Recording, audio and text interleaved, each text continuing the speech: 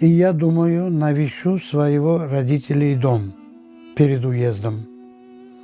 Прихожу в этот дом, где мама родилась, увидеть, захожу, меня встретили, начали разговаривать, и она мне сказала, хозяйка этого дома, что я продаю.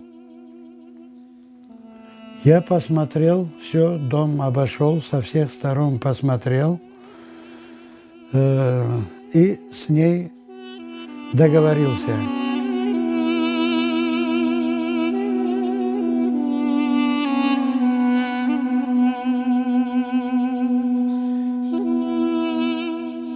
Когда я в Узбекистан приехал, сказал, что я, мама, купил твой дом, мама не верила первые дни.